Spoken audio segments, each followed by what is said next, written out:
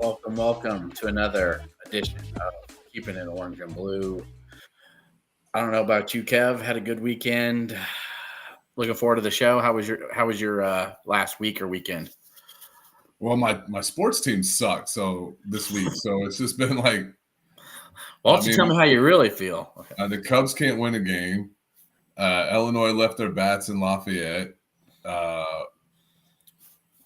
We shit the bed in match play and golf. Other than that, it's all good, dude. What was all that? good. Other than that, Miss Lincoln, right? Other than that, Mrs. Lincoln, how was the play? Yeah, no, nothing nearly that serious. I'll start off this, and it's a hell of a season for Illinois golf. It was an incredible year. They won stroke play by 16 strokes. Nobody expected them to get that far. They fell apart on the back nine on Tuesday, but a good season. Very happy with what they did. Same with Illinois baseball. I think Illinois baseball was predicted to finish in the mid to the bottom of the Big Ten. Had a great season, but you kind of saw why.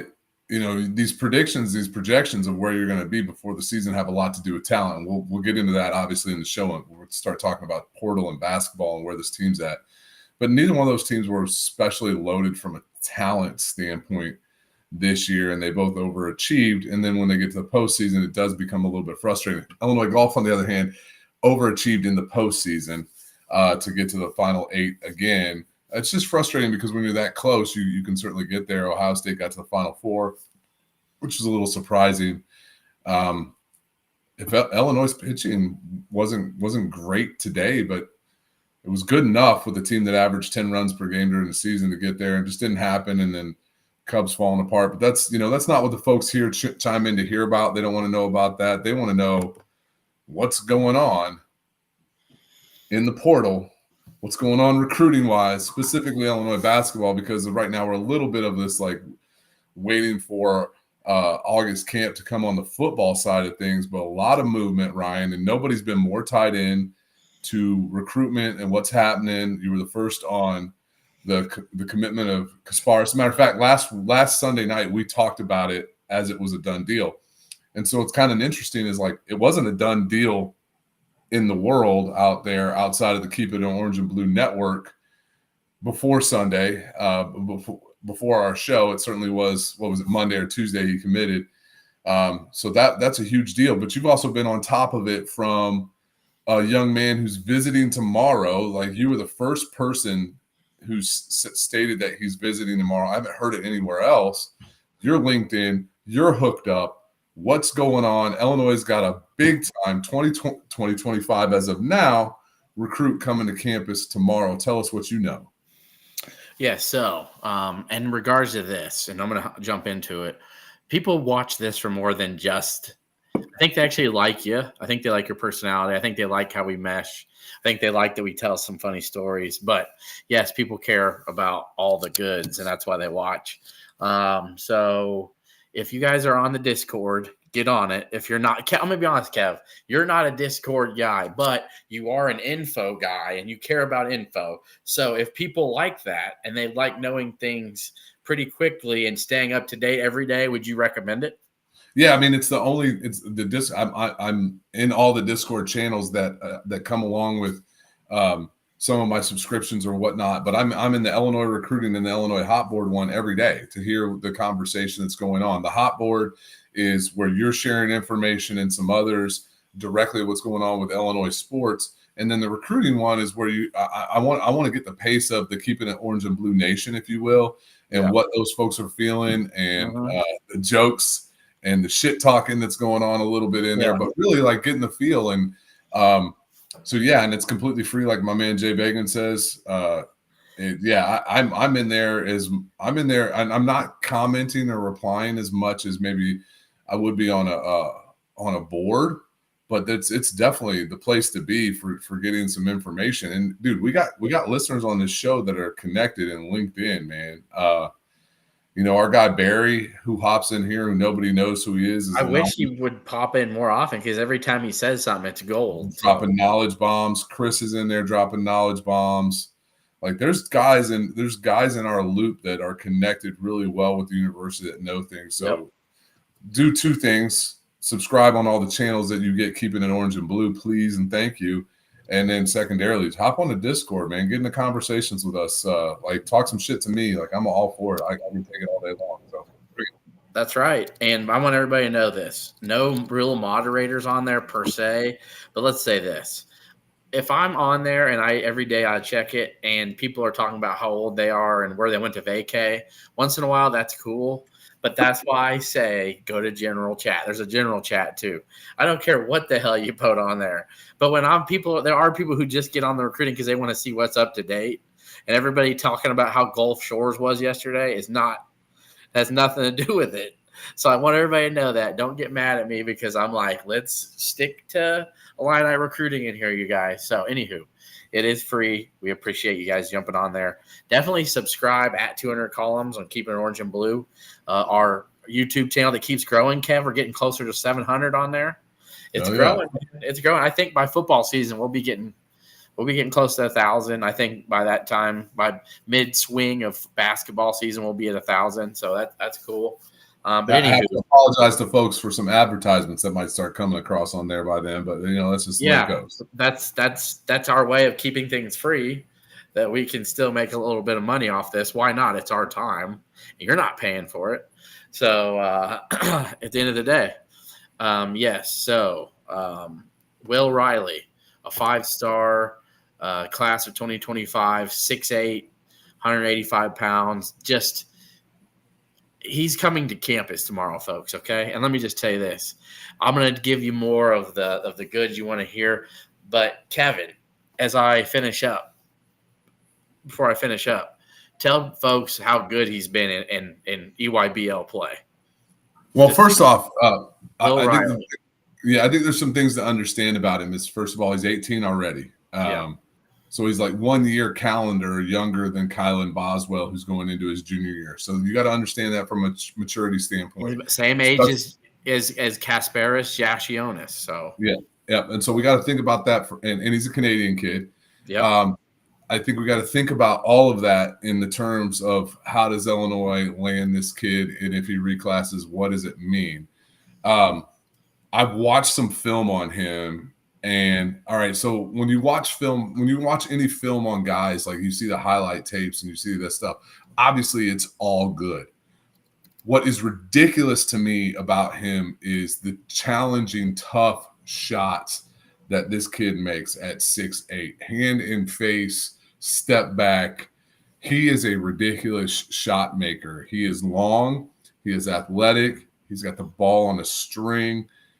I hate to use this comparison, but honestly, when you watch him, and I'm not comparing him to him, I'm comparing styles of play. Kevin Durant jumps off the page to me. Like, it's that style of player from a length, from a shot making standpoint, from a ball handling standpoint. He is a superstar who is jettisoning up the rankings right now. He's a top, 15, 20 kid right now on most rankings. There's 15 kids better than I think he's between 15 and 30 on every one of them. Yeah. If there's 15 kids better than this in that class, then it's the best class I've ever seen in high school basketball. He's incredible. And I think he could be a kid who can reclass and come in and play next year and be a high level contributor. I just knew you were a big fan of his game. He posted a lot of that stuff on the Discord, how he just makes a lot of tough shots. And so the background on this kid, all right, he's 18. He's literally in the class of 2025, but that's just because he's coming from Canada. He could play one more year and then he'd be 19-year-old freshman. Yes, I think every 17, 18-year-old could use Adam Fletcher. So let's keep it real. That's what we do on here. So I think he wants to play college basketball. And I'm just telling you guys all what I know and what I've been hearing. Illinois would really like him to reclassify if he wants to. Remember, it's just if he wants to. So on his visit, there'll be family, there'll be people who matter. Everybody needs to be on the same page. And if everybody's on the same page, I know Illinois would gladly welcome him to the class of 2024. And so, on the Discord earlier in the week, I posted that, Illinois is looking to add one more. And they weren't dead, just done with Kasparis, by the way, who did commit on Monday. So our week did start off pretty good. Absolutely. Yeah. So They are looking to add one more, and this would really be it, I believe. I think they may take a flyer on a guy who could be a Justin Harmon type if they really like him, you know. But this dude would be worth it if you really think about it. He's one of the top 20 kids in the class of 2025. He is going to be a dynamic player. I think he will be a lottery pick. If he let's say he played high school one more year, then he played college his freshman year, he'd be a lottery pick in my opinion. I think he would be the type of lottery pick that spent 1 year in college that would average like, even if he averaged like 9 points and 4 rebounds and 2 assists, and then all of a sudden he's the 7th pick in the NBA draft by the Toronto Raptors. Everybody's like, what? And then you realize when he gets to the league, wow. And here's the big question, and it's a good one. I don't believe this is going to push anyone out. I don't think so either. Because let me just tell you guys this. If Trey White is threatened by a 6'8", 180-pound 18-year-old, he's 21, he's 6'7" himself, he's 220 pounds. Okay? Like, these dudes want to play with the best, sharpen the best. Like, if anything, I'm telling you what, I don't believe Will Riley would play 20 minutes at Illinois next year, a game. I think he'd play under 20, personally. I just don't think physically, strength-wise, he would be able to handle more than that. I think he'll play, no doubt. But he's not going to be a dude that's giving you 10 to 12 minutes a half. I think he's going to be a guy that's giving you 5 to 8 a half, and learning and growing into that. Because remember, he could still be playing high school. He still could. So what did he do instead of playing high school? Well, he came and played college ball. And then that would set him up for what would be his first year if he stayed in 2025, where he'd be the man. He'd be probably 210 pounds. He'd be ready to roll. Who knows if he'll be 6'9", 6'10". But the point is, I don't believe – Antigua's the lead on this one, and I think the question concerning him it's been Orlando Antigua. That's why Kentucky was really a top 5 choice to begin with. I think what it does is it pushes a guy like Jake Davis down the line, right? And that's what, and like we had Jake on the show, loved the kid, excited about what he can bring. Yep. And I don't think Jake Davis is coming to Illinois expecting to play 30 minutes a game next year. I think Jake Davis is a good ball player and can contribute. But I think that's the one where he gets pushed down the line. You know what? And unfortunately, that's the reality of college sports in the transfer portal in the recruiting world is you get recruited over, man. I had drinks and hung out one night with Mike Flair and Joey Goodspeed. Mike Flair was a 5-star All-American recruit, USA Today All-American, came to Illinois. Joey Goodspeed and Mike went to the same high school together. Joey played in the NFL, played at Notre Dame. And both those guys talked about, hey, man, there's a fundamental difference between high school, college, and the pros. And high school is the best, most fun time ever. He goes, by the time you get to college, the fun lessens because, you're hanging out with the offensive linemen or the running backs or the fullbacks or the linebackers. Joey was a linebacker in college, so let's use that. He goes, they got a new recruit in, and they're like, hey, you want to be friends with him, but that guy's trying to take your spot. And then in the NFL, even more so from Joey's perspective. So yes, Skylar, Fears is not coming to coming this year. Yeah, and we got the number one authority on that resource with us, and Ryan Ferran. Ryan Ferran is really connected on that recruitment. That's not changing anything. But the point being is that is college athletics, dude. You get recruited over, you get bypassed, and tough shit, dude. Sorry, you transferred and you don't play. That's either get better or get moving. Let's think about that, though. When he came and left Mercer, you really think he came to Illinois thinking, I'm going to be the man and play 35 minutes a game? I doubt it. I think we've had him on the show. I think he told us, you guys, if you want to look back, you guys could go through the YouTube, go through however you listen to it. You can go to 200columns.com and listen to it. We have player interviews all together there where you guys can see all the players and what we've interviewed. He literally said he just wants to do whatever it is to help the team win. And he wants to get better. And let's be honest, how much better do you think Jake Davis could be going against these guys? I mean, 100%. Iron, man. Yeah, Jake Davis is a guy that we're going to love when he's a junior and a senior. I'm going to be honest with you. He's going to be a dude that we're like, damn, he takes charges. He dives for loose balls. He gets on the floor. He rebounds. Makes open shots. hits open shots. And that's not to say he won't get a couple opportunities like that this year. I think he probably will. But also, he's going to grow and develop his game and mature. And he's not going to be the same guy this August that he is next August, in his final 2 years at Illinois. Amen. Absolutely. So, it's definitely not. It's definitely not Trey White that's going to be losing time. Right. I think the people have to understand is that Trey White has a lot of the bully ball capabilities and physicality that Illinois implemented last year and he can use this year. Is that I just think Trey White is a guy that's been slept on. As a matter of fact, like if you look at some NBA mock drafts, one of the guys that nobody's talking about is Booth. Like Booth is on a ton of mock drafts. Kasparis is on a ton of mock drafts. Trey White is on mock drafts. I believe Ben Humrickhouse will be on some mock drafts. I believe Visevich will be on some mock drafts. Like this is a ridiculously talented team. And I think somebody asked Jay Began, is this the most talented team? Possibly from top to bottom, from a pure talent standpoint, it probably will be, even without Will Riley. Will that team look like it next year?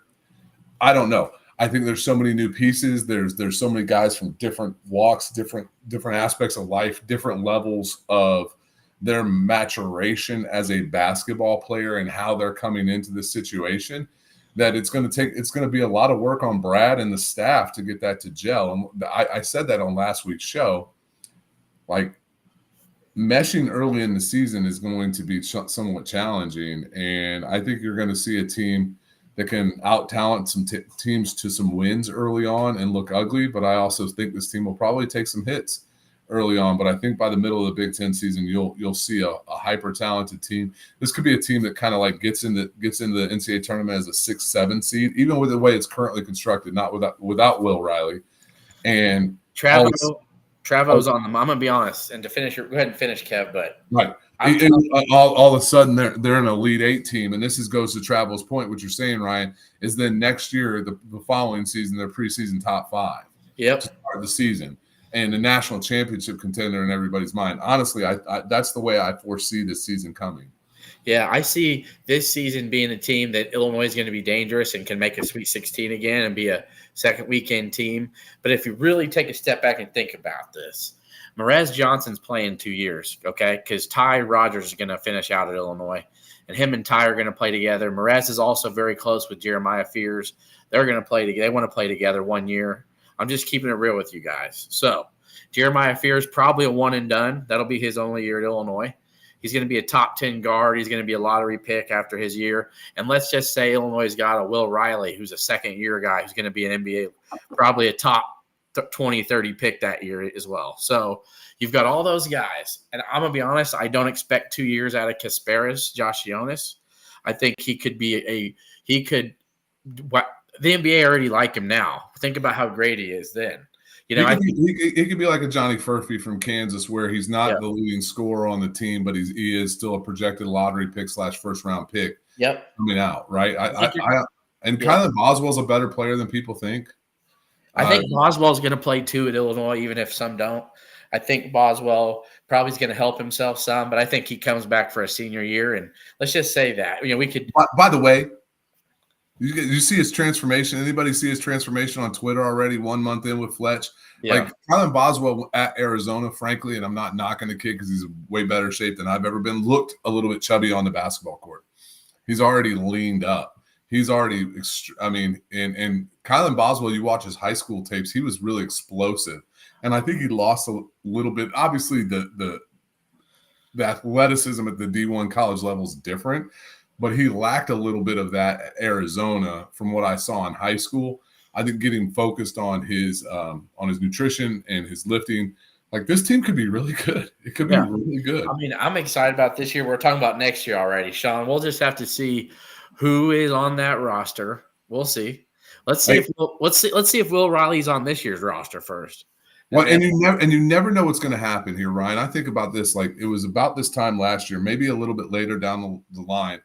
I reached out on Twitter to our guy and friend of the show, Raphael Davis, right? And I said, Raph, man, what is Illinois going to do about like sharing the basketball? There are so many guys on this team And he says it's a really good problem to have, and Brad Underwood will figure it out.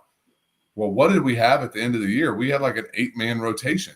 It literally, I mean, they're guys who fell off, who weren't contributors, who guys you were hoping from, who didn't do it. And so you can never have enough talent coming into a season in the college basketball world, because I think Illinois probably expected more things out of Luke Goody. We probably expected things out of Sincere Harris. We probably expected something more from DGL than what we got. And not say I've shared on the show, I love what we got, especially from the guy at the end of the year. He was a defensive stopper and could make big shots. But you can't have enough talent. So don't worry. That's the thing you don't want to worry about. It's like, well, who's going to get the ball? Who's going to score? Who cares, man? Let them figure that out. What the fact is, you want to look at the team and say, does this team have talent 1 through 10? And 1 through 10, this team was going to be more talented than 90% of teams in college basketball. Yep. So I will say it's exciting. It's an exciting thing to have. What will this roster look like? And yes, Jeffrey G, it is possible Illinois can land Will Riley. I was told mid to end of June he's making his reclass decision.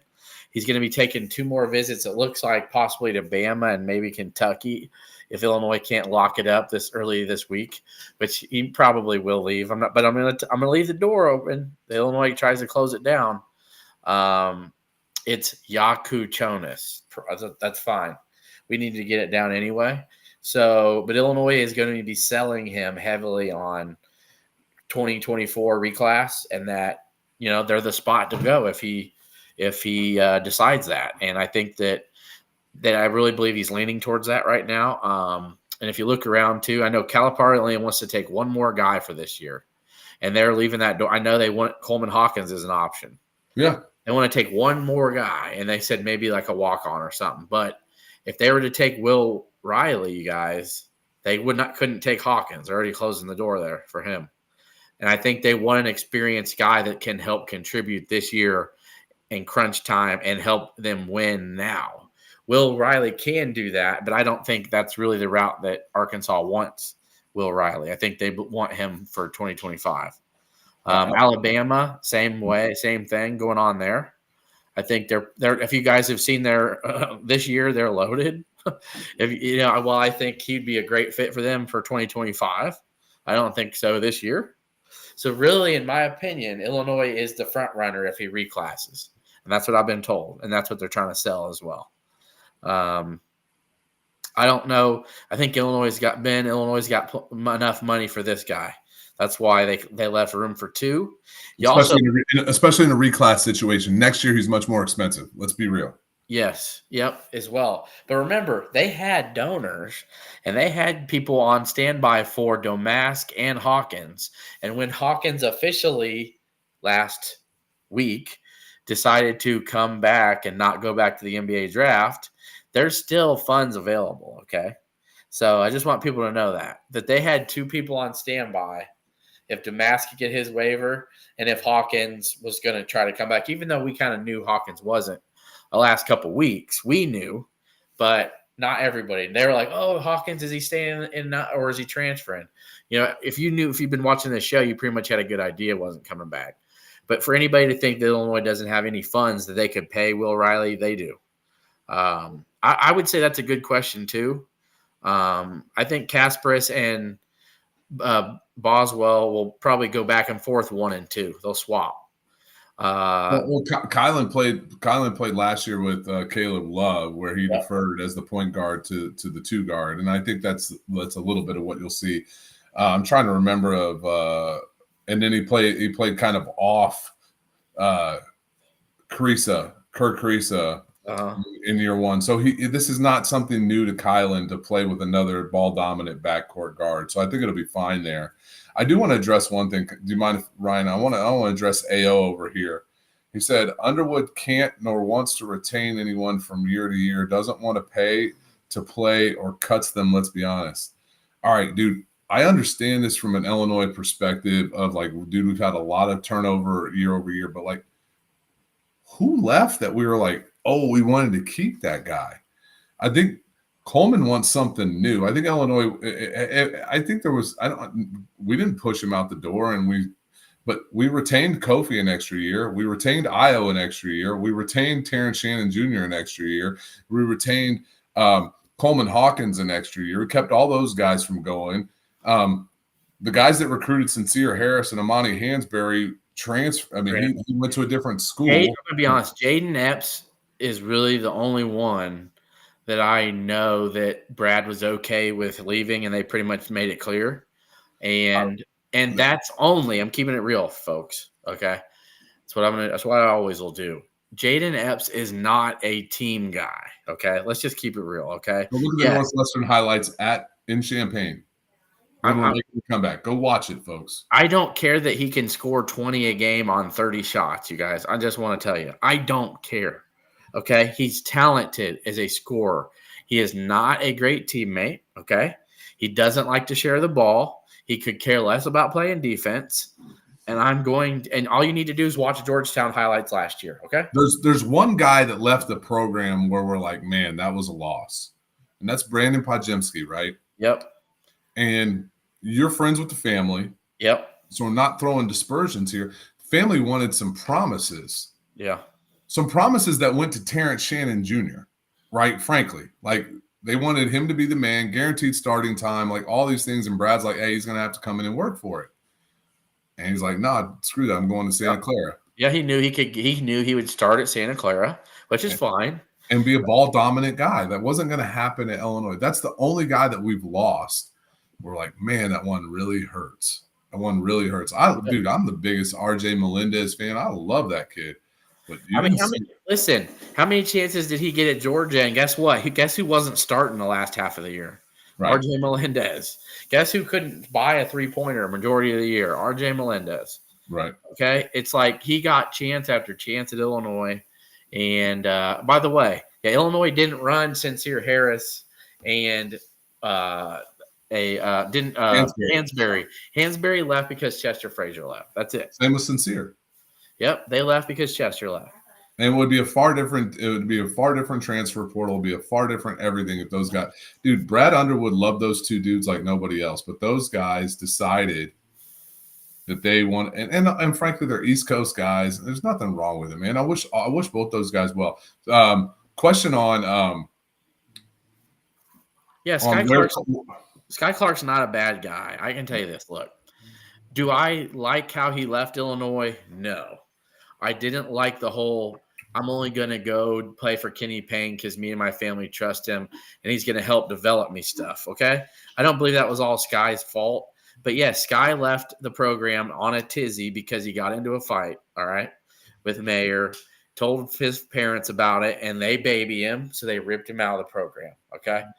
That's why he left Illinois. Do I think he enjoyed his time at Illinois? Yes. Do I think he knew he could be better? Yes. But I know this. He hasn't been ripping the program since he's left.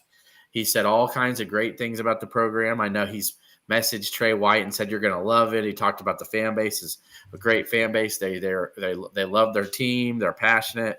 So I find it funny that Sky goes to USC after 1 year at Louisville after Trey transferred from USC to Louisville. But it's interesting there. I think Sky's a West Coast kid. He wants to get back there. And somebody asked, hey, is Coleman going to transfer to the West Coast? Here's what I hope for Coleman Hawkins, honestly. And it might work double. Like, I have some Illinois bias here. I hope Coleman goes to Alabama. I just think it's a really good system for Coleman. And if he means what he says, like he wants a cool-ass college environment for college football in the fall, like what's cooler than Alabama? As much as I might not like them, from a basketball football standpoint, is there a better place to be right now? I mean, that team was Elite Eight, Final Four. Like it's Ted Broker, Adam Miller, honestly, was not a loss. Go look at his stats, dude. That dude arguably was the worst starter in Power 5 college basketball for the past couple of years. He is a terribly inefficient college basketball player. That was not a loss. It was not a loss. I didn't want Adam Miller to leave, but it was not a loss. The guy is an overinflated, like sub 40% shooter from the field. Bad basketball player. Just bad basketball player.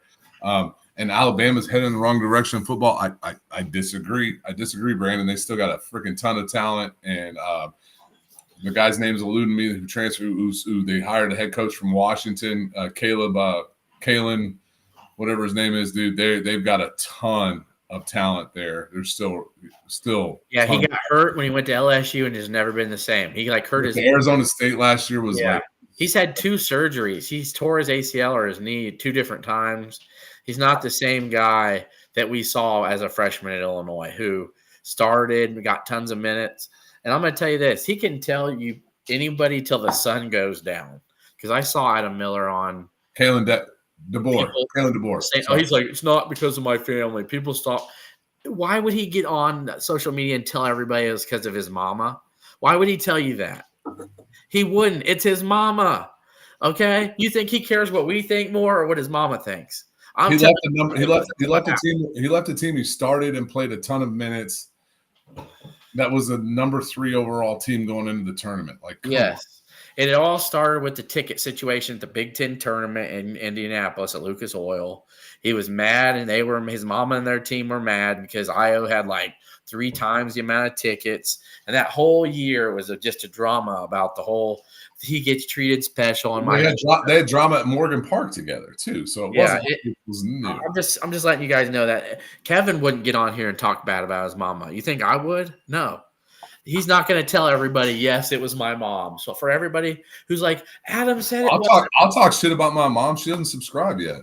Yeah. Oh my gosh. Okay, go for it. All right. No. Yeah. Hey, I will tell you this. My 74-year-old mom does. She has this on her favorites. She has our YouTube channel on her favorites on her computer. So she says she does. And since her hearing's not great, she puts the subtitles on or whatever, so she sees what we're saying. So she kind of knows. So I will give it to my mom.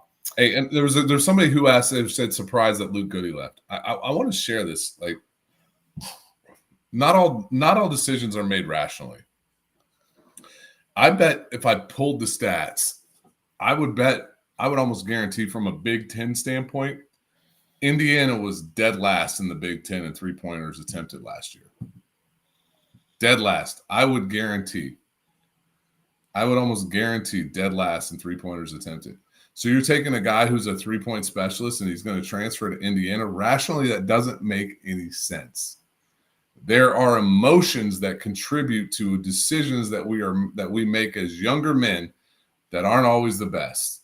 And in that regard, I think Luke just wanted something different. And somebody's talked about him being a Indiana kid growing up and loving Indiana basketball, and that's fair.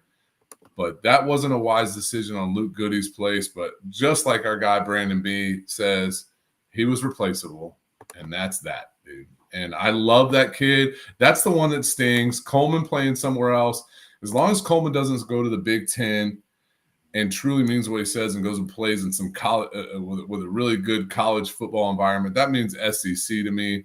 Maybe it means USC if he's going to go West Coast, but that's still a crappy ass college environment. So, while we're speaking on Goody, there's so many people who are connected with the program who some of them, are trustworthy, some are not. They come out of the woodworks. Here's the way I go about this. I want everybody to know this. I give people a filling out process and I get to know them. And after I'm told by like Barry's an example for you. Okay. Just because Barry said something to me and you one time doesn't mean I'm going to listen to it. Right. If I see he's correct, I'll wait again. He tells me something again a second time. He's on the money again. I'll be like, okay, well, where are we going with this? He gives it to you again and he's on the money again. Then I'm going to start trusting the guy. So there's someone that I trust. Sometimes he's on this show. Sometimes he's not. He just messaged me and told me because he's listening. He's just not commenting in the chat that Luke Goody's NIL allotment hasn't been given to anyone yet. And it's 6 figures. So I just want people to know if Illinois thinks that there's not money out there for somebody or not, that there is. So here you go. Stats just in the Big Ten alone last year. All games played. Illinois led the conference in 3-pointers attempted. Not per game. I think Nebraska still led with 908. Dead last in the Big Ten in 3-pointers attempted. Indiana, 513 in 33 games. That's less than 15 a game. Right? No, that's right at 15 a game. It's a really low number. It's 100 less than Rutgers in one more game. Rutgers 6'10", Indiana 5'13". So Luke Goody, a three-point specialist in college, left the team that attempted the most three-pointers in the Big Ten Conference by a fairly substantial margin comparatively, because Illinois is at 908, Nebraska was 893, and then Purdue was 788. I mean, so Illinois took 120 more three-pointers than the third-place team, and they went to the team that took 100 less than the second to last place team. It makes no sense. It was an illogical decision on his part, and I'll stand by that. Mike Woodson is playing 1980s basketball. It was a decision that he wanted to do for his own good. He wanted to play for Indiana, and that's fine by him. Yeah, it is. Folks, if you haven't subscribed at 200 Columns, Keepin Orange and Blue, we appreciate you on YouTube. Also, leave a review on Apple Podcasts or Spotify. Subscribe there if you haven't already as well. We appreciate you. And check us out at the College Huddle, thecollegehuddle.com. We appreciate being part of that community. I know many people there appreciate us. Not everyone, but most of them. Kev,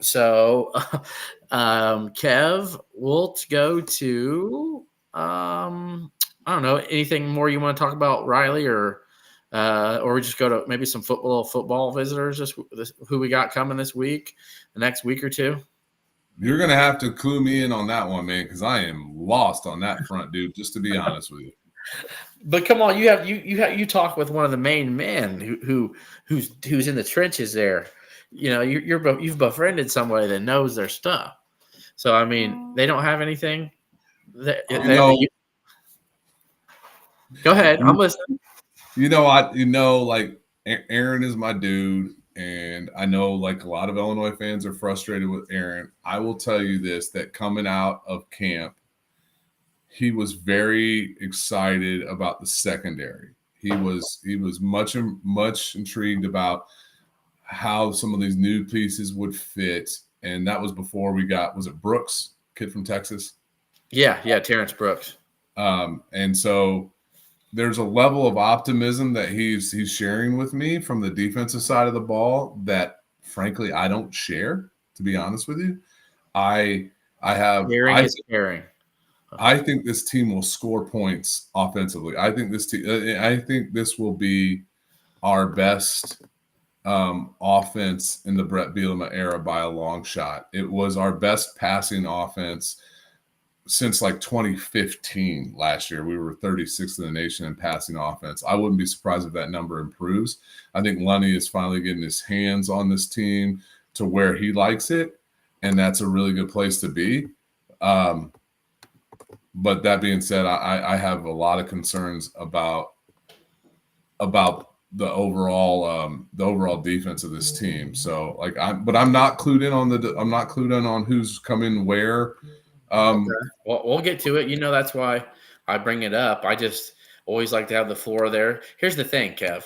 You are everywhere. Like, there's nothing wrong with it. You're on a couple different boards. You're on at least one board. I know that. And you have friends that talk to you who are on different things. You know people who know people. Like I know you talk to people who know what the hell's going on. You might not do it as much as me because every day I'm working that, because I'm trying to run that Discord and I get the show rolling. So obviously, but I like to hear kind of what your thoughts are on it. That's why we do the show. So I'm very intrigued. I'll say this: I'm very intrigued in the fact that the Illinois is open and Bielema is opening up NIL opportunities from recruiting and transfer portal standpoint, because that was something we weren't doing in the past. Yeah. Indiana, by the way, 344th in NCAA basketball in three-pointers attempted per game out of 351. 344 out of 351. Sorry. It's all good. But good place for everybody to be. You saw that Illinois is actually rated 87 in the new EA Sports game. They have Illinois above Minnesota. They have them, and I want people, don't laugh at this. Those things, they take that stuff serious. Like, they try to put it based on talent. on what they think, how much talent's on each team. So they actually think Brett Bielema's got a decently talented team. Like bringing back Seth Coleman and adding Terrence Brooks recently. But mainly it's like keeping Luke Altmaier, Pat Bryant, Fagan. Yes. There's a lot of young talent that they were like, that dude's going to be a pro in a couple of years because Fagan is going to be an NFL draft pick. I want everybody to know that. Like after his junior year, he's going to be salivated over. I can promise you. Coming into next year, let's say that, and I only say this stuff. He runs a sub 4.640 at a combine all day, every day. He'll be very desired. Yep. So the Illinois got plenty of talent. I like some of the pickups they've had on the tight end aspect. It looks like the newer tight end that we talked about last week, the D2 guy, is going to be more of like a slot. They're going to use him as like a wideout type deal. They've got he's a receiver type tight end that they'll put him out. I know they are going to use a lot of, 2 and 3 and sometimes 4 tight end sets, which will be fun. That'll be fun. So it sounds like they're going to be maybe we'll get to see a little more UTSA stuff. So I want to say this. Illinois is still the favorite for Zachary Franklin. I wanted to make that people understand that. So sounds like, and I've never changed my crystal ball on it. It's all an academic standpoint. Yeah, right? it's I've been told everything's good. They know, he just went and visited Washington. I think he just wanted to see what else was out there because Jed Fish has a very sexy, exciting offense with a very quality young quarterback. But he knows he has to graduate to go either place. I think Illinois it just makes more sense because of Barry Lunny. I've had a lot of people asking me about this. Oh, well, he hasn't committed yet. Do you feel any different? No, I do not. So I talked to my main source on him earlier today. He texted me back and said that, Bielema and them have the money they need for him, and admissions is all good. Like they're just waiting on him to graduate, but he's going to announce before he graduates. So I just want everybody to know that's what the update is. And if I do miss on him, that would literally be the only miss I've had in months. So, but I don't feel like he's, I don't feel like I'm going to miss on it, but we'll see soon. We'll know soon enough.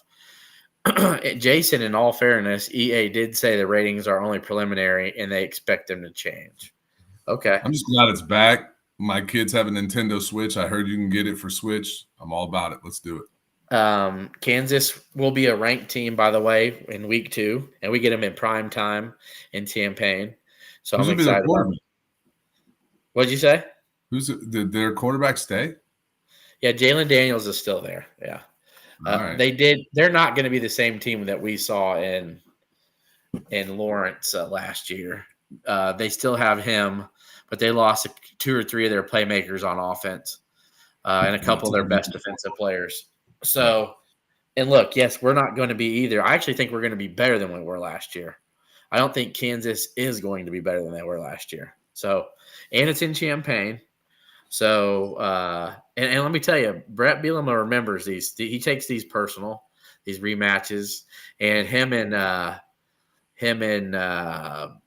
Kansas's head coach Leipold are very good friends. And I know he's not going to want to go be 0-2 to that guy. I think he's going to take it personal and be ready to roll. 4-8. What did you say? 4-8. That's what you think Illinois is going to be 4-8. I don't think this is a good football team, dude. Okay, well, hey, that's all right. If you need to eat, this isn't the season prediction special. That's in August. So we're going to talk about that. I'm bullish, as you would say, on the offense, especially Landon Franklin. I think it's going to be a fun, exciting offense. The offensive line's better than it was last year. I think many people inside the program think it's the best O-line they've had in a few years. So we'll see. I hope you're kidding at 4-8, but we'll go from there. I'm laughing at my man Nathan Durst, dude. Nathan, I hope you're coming to Mastermind Summit this week in Vegas. I know you're probably not. I know you're a Fuse guy, but dude, he said Nathan Durst. I think Nathan Durst. He should be a hater of mine. I think he's turned it around though. Nathan Durst is a first-class human being through and through. So, like, his social media persona might be a little bit more brash than the actual human being. So yeah, I don't know the actual human being, but it's easy to be that person on social media, as you know, because nobody has to. You don't have to deal with those people at a conference in Vegas. Yeah.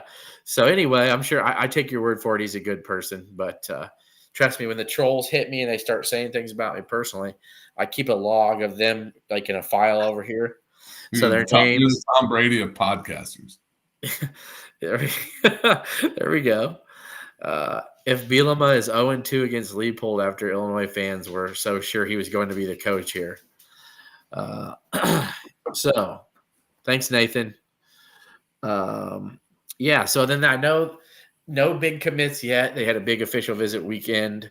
But next weekend, though, folks, I'm telling you, on the Discord with football, I've posted some names in there, but it's on the hot board. I've mentioned 2 or 3 guys that I think after next weekend are going to be names to watch to possibly commit. So they might get one from this weekend, and I promise you it'll be on that Discord. I will post the link on the Discord after this episode here. So other than that, Kev, it's tough. Like I'll admit like my own flaws here, and I think that our other watchers, fans, whoever's tuning in tonight, it's so hard from a football standpoint, right? We take a guy like AJ Dennis that we had on our show, and AJ's now back at Michigan State. Wish him nothing but the best. We had him on our show. Like he probably was not going to contribute for 3 years. On the hardwood, like you get a guy to come in of substance, like you expect something today. You get a 4-star in college football tomorrow. You might not know anything about this guy until 26, 27. So that's the challenge. Hey, I did want to update the folks that, right.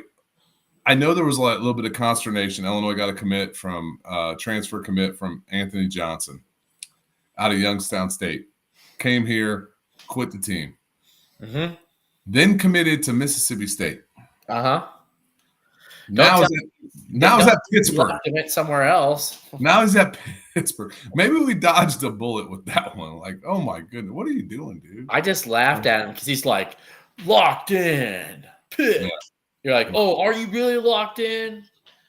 Right. 100%. Hey, Illini women's basketball, a couple of bigs transferred in, so that's a positive. Heck yeah, they got size now, 6'7". So hey, remember last week somebody was asking me about the women's team, remember? And I said, well, if they're losing that girl to Oklahoma State, they must have someone better lined up. When got a Euro chick, right? Yeah, they got a Spaniard from who's about 6'4", but they also got that Brazilian from Baylor who's 6'7". So the Illini women aren't playing around, y'all. I'm telling you. Shauna Green's like, listen, we're going to win, and we're going to keep winning. And hey, Nathan, I'm sorry. Go ahead. No, you're good. I think Shauna Green was trying to make sure people know, like, she ain't playing around. She ain't messing around. I think they're a top 25 team all year. Next year, I think it's a top 5 seed in the NCAA tournament next year. I really do. I really think this will be the best women's basketball season of my lifetime, is my guess. Teresa Grant's had one. I think this will be better. I think this is a Sweet 16 team next year. I really do.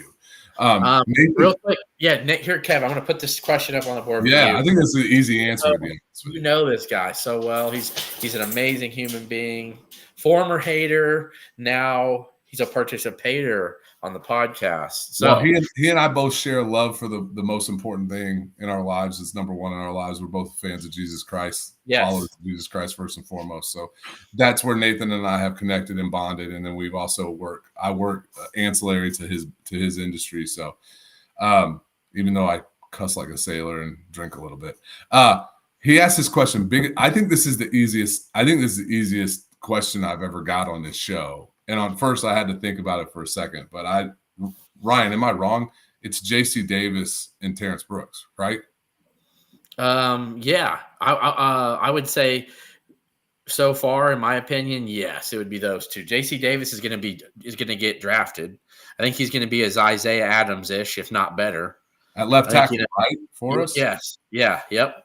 I think he's literally replacing what Isaiah Adams. We would have loved for him to just stay at one thing. Remember last year, he had Kept to moving keep him around. moving. Yep. And he's going to play guard in the NFL. Good for him because that's where he's fitted for. Yeah, so J.C. Davis I'm telling this when I mean this. If not number one, he was within the top 2 most coveted offensive line transfers last year. That's how good he is. New Mexico State, am I right? Yep. Nope, New Mexico. New Mexico, sorry. Yep. New Mexico. And Terrence Brooks is just a guy who's played in a national semifinal. He started on the Texas Longhorns team. All Big 12. All Big 12 performer. Yeah, played in the national semifinal against Washington. Texas fans thought he got burnt a little bit too much, but he was also playing in the Big 12 where all they do is score 45 to 60 points a game. So you're going to get torched once in a while when all you do is throw the ball around the yard. So I think that's an easy answer to that question. So. Yes. Nathan, anybody want to throw me a meatball like Kevin got? I appreciate it. Yeah, if I can answer that one right now where I'm full basketball / baseball / golf / softball, hockey, whatever else is going on right now. Yeah, so it sounds like Brooks is kicking ass in man-to-man coverage. I doubt we'll be playing tons of zone this year. By the way, here's one thing I was thinking about too. If you think about this, Xavier Scott, I think can get better every year. I think him and Brooks together will be good. But remember, Miles Scott, while struggled some in rush, in the run game, he had some big-time interceptions, had some big-time plays. Miles Scott's growing as well on the defensive side. And so I don't think it's just going to be, all they do is get burnt all day, every day. I think guys are going to learn some. I also think Torrey Cox is a dog. I'm going to tell you guys right now. He might be 5'8", but listen, Coach Corey Parker literally was like, yo, come with me to Illinois. Like, he saw him, and they competed against him the last 2 years at Ohio. When he's in the portal, he literally is like, yo, bro, I want you to come to Illinois. I love your – and you looked and you saw they barely threw at him at Ohio, right? Yeah, and I also say this is like the defensive staff had some things that were really weird last year, right? And I'm not making excuses for my guy Aaron Henry, but if we were on this podcast a year ago, people will be like, dude, I don't think Barry Lunning's any good. People would say, I think Barry Lunning needs to go away. And now we're saying, hey, we probably have a top 5. It's hard to say with the teams coming in from the Pac-12, but let's say the 14 remaining Big Ten teams, we definitely have a top 5 offense of that group coming back this year, if not better. I think guys can get better. There was also a lot of staff turnover in year one and changes. And frankly, there was the Jim Leonard experiment, which might not have helped. Because I don't think that our defense looked like the Ryan Walters defense from the year before from an aggressive standpoint. And I don't know that a Jim Leonard defense was a really high blitzing defense either. But Ryan Walters kind of was. I think that being removed, I think the defense can improve as pessimistic as I am about. I think the schedule's really freaking tough, dude. I think the schedule's brutal. By the way, I'll be in town for October 19th against Michigan. So, and trust me, we're gonna broadcast it. I don't care if he's going to Legends, wherever. I'm gonna be there. So come on out. I'm gonna have a big tailgate. All the Keepin It Orange and Blue folks will be welcome. Yeah, we're gonna have a Keepin It Orange and Blue tailgate. And you know what? Might do a little broadcast from there. That'd be fun, huh? Oh yeah, it'd be a lot of fun. So we can try to both answer this. I don't really know, Ted. I think there might be some new fan experience things, but I don't think his announcement on June 5th is just fan experience related. I think it's got more to do with where maybe appropriated money's coming in. NIL. NIL dollars, stuff like that. So, yeah, I think that's pretty much a lot of what that is. I like kind of what they've been doing, though, with the fan experience things. I think it's a lot better than it was a couple of years ago. I think they took everybody's concerns about the concession stands very seriously, and they added some more, which is good. I think the pregame stuff is really cool they've got going on at Memorial Stadium. So I think Whitman does listen to people. And I think the Wi-Fi service is actually better too. So with that said, Kev, we can get to final thoughts. And go for it. We'll let you kick it off. As frustrated as I am with the performance of the Illinois baseball team in the postseason, the fact that they got there is something to be lauded. I was really frustrated, and I was hyperactive on Twitter with calling Dan Hartlib out for not pitching Connor Omens yesterday or today. I was frustrated without the use of any kind of really bench players such as Cameron Chialoy, who showed really well as a freshman. And I have to say this: sometimes you're just wrong. Omens was dealing with an arm injury, some tenderness in his arm that prevented him from being available. Alloy was. I thought he was available for a pinch run situation. Talking to people I know within the program says that was really highly unlikely anyway, and he really hadn't taken many at-bats. Hartlib took Vitas Valanciunas, I can never say his name right, a guy who was an infielder, and made him a left fielder. If you ever watch him play left field, no offense to the young man, it looks like he's a converted outfielder. There was really a ton of lack of outfield depth.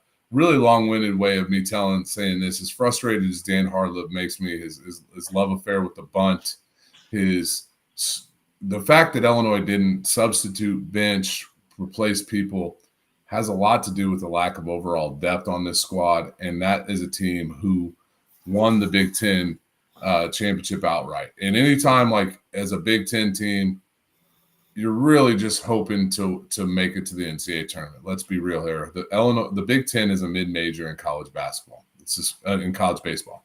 It just is what it is. So I think fans may be upset, and this goes to golf as well this year. You may be upset about the fact that our golf team flamed out pretty quickly in the Final Eight. Shockingly enough, we had another team from the North in the Final Eight with Ohio State. 9 times out of 10 that we're in the Final Eight, we're the only team north of the Mason-Dixon, other than some of the West Coast teams like Oregon. But obviously they have much better winter weather than we do. Mike Small and Dan Hartlib did a hell of a job with their teams this year, and they should be lauded for their achievements, as frustrated as us fans may be that they didn't move on farther. So kudos to those teams. The athletic program's in a really good spot. I haven't paid attention to where track and field is doing this in the postseason, but I know they had a heck of a Big Ten season. So this is a tip of the cap to Josh Whitman that our sports, tennis, women's golf, with the exception of softball and soccer right now, and volleyball disappointing a little bit, our sports are in a really good spot. So kudos to him for what he's done for this program and will continue to do. And I think you'll continue to see the investments in the revenue sports that we care the most about, football and basketball. Yeah, so I will just say I'm in agreement with you. If Omens was hurt, then Hartlib obviously had no choice. I just was like, man, the way he pitched in the Big Ten tournament, it stinks that caused some arm tightness. And I think they would have got the better of Indiana State today again, I think, because Omens was dealing last time we saw him. So 10 strikeouts against Indiana State in the first matchup, gave up some runs, but had a lot of swing and miss stuff. So yeah, so it would have. I'm interested to see how many guys come back. If guys have some COVID years available, I think they probably do. If you think about it, they do. Yeah, absolutely. This team should be pretty solid next year. They need some pitching. They need to go hit the transfer portal and find some pitching. But there's a lot of guys who had senior day that were just fourth-year seniors, and I think they'll be able to come back for one more year. I'm happy Connor Milton got to end his career the right way, and he had a solid regional. He was one of the only guys that had 3 or 4 hits in the regional. So I know he had a little bit of a rough game against Kentucky yesterday, but had a couple more hits today and had a great finish to his career. And you know what? You're a Big Ten champ. You can't ever take that from you. You're going to have Big Ten rings. They're going to have a Big Ten plaque, trophy. So congrats on that. And but other than that, I just want to say thank you to pretty much just focus on the people who listen and watch the show. We've covered everything that really needs to be covered with the teams and, Whitman's announcement this week. And just want to let everybody know I appreciate everybody who comes on that Discord, who cares about this podcast that we do every week and what it's growing into and what it will be eventually. I'm working on getting some sponsorship. So we're gonna get some sponsorship rolling in here. I'm sure anybody listening here, I'm gonna even mention it in the Discord. I'll even post it on X. If you are interested in having some sort of sponsorship to this program, either you can you could be a sponsor just of the show. You could have a segment we could sponsor. You could sponsor Final Thoughts, which is fun. We can even play some music like da, da, da, whatever you want to do. We could have the Final Thoughts presented by Geico or whatever. But I'll say this: if you're in a revenue-generating business, a customer-facing business, Ryan and I will work with you in whatever capacity you like to give a code to get $5 off to try it for a month, and you can have free sponsorship on the show. We could start with that, but we'll figure that out. So yes, so exactly. Message us, DM me and Kev. We'll work on it. We want it to work for both of us. Absolutely. I'm always, though, this isn't my first rodeo in the sponsorship of a podcast thing. I will never try just to make a big buck just for you for nothing. I'll go cheaper at first to see what you can get out of it, and then you see it's worth it, and then we'll go up from there. That's kind of how I go. So we appreciate it. Everybody who watches, who pays attention, who subscribed. We look forward to doing it every Sunday because of you guys. Even though we would talk about it, probably for the most part, I don't know if we'd enjoy it as much, Kev. No, hell no. Because think about this. If it was just me and you on a FaceTime just talking right now, it's fun. We would care because of what we're talking about, but we wouldn't be enjoying it like that. No, I will tell you that there's what is this, episode 90? Episode 92, 93, yeah. And so episodes 1 through 60, we did very little fan involvement where we were answering questions, and I'll tell you the last 30 have been fantastic in that regard, and we'll keep doing it. So Yep. So we appreciate you guys. Have a great first week of June. It's flying by. And guess what? In 10 weeks, 11 weeks, you got Illinois football. So home opener Thursday night, EIU. All right. So with that said, Swami out.